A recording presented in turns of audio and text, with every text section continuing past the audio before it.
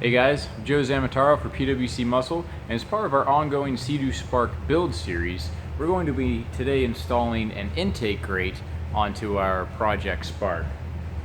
Now, in order to do this installation, we're actually doing it the same day as our top deck removal video, which you can find right here.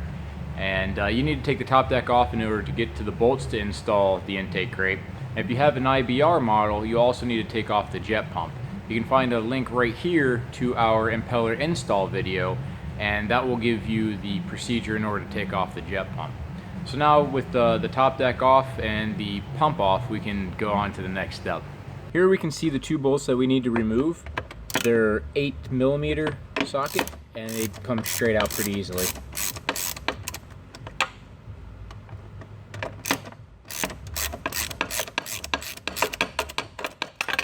Alright, going inside the hole here, since we have IBR, we're going to need to disconnect one of the bolts that are holding it in place and then move it out of the way so we have better access to get our intake grate installed.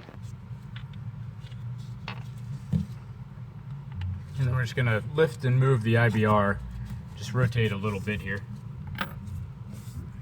Alright, now it's a little bit difficult to see where the bolt is on the left side, but this is one of the bolts that's holding the intake grate on the rear, and then you can see the other one for the front is right there.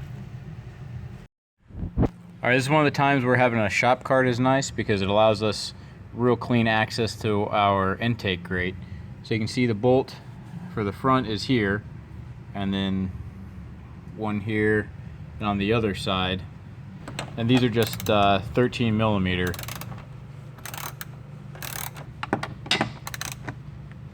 Yeah, I'm on it.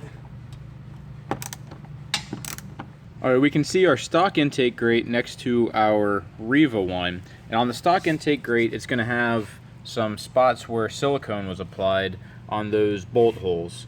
What we have to do to install the aftermarket intake grate is go ahead and put some beads of silicone sealant right on those as well. The stuff that we use you can buy at AutoZone or an equivalent auto parts store. It's a black silicone sealant adhesive, and put it right around those bolt holes and we'll be ready to reinstall with the new intake grate. Alright, now we're going to reposition and reinstall our intake grate and loosely torque it down.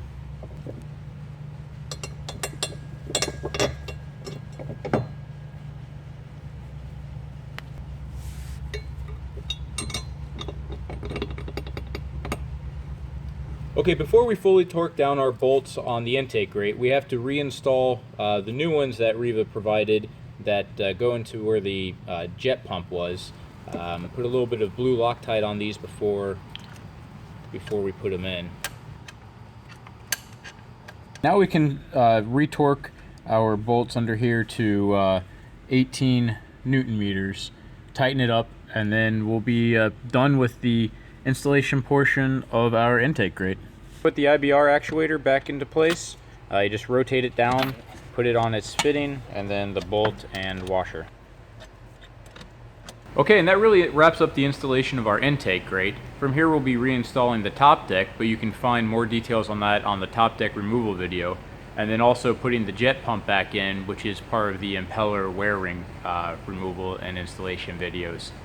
You can find the parts that we discussed on pwcmuscle.com. It'll be found in the description.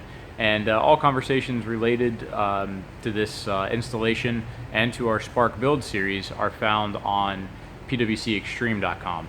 I want to thank my buddy Gio for helping me out with this installation. It's definitely a two-person job. Unless you've got ridiculously long arms, you can't reach inside the hull as well as get underneath in order to screw these in. So thank you to him for being that extra set of hands.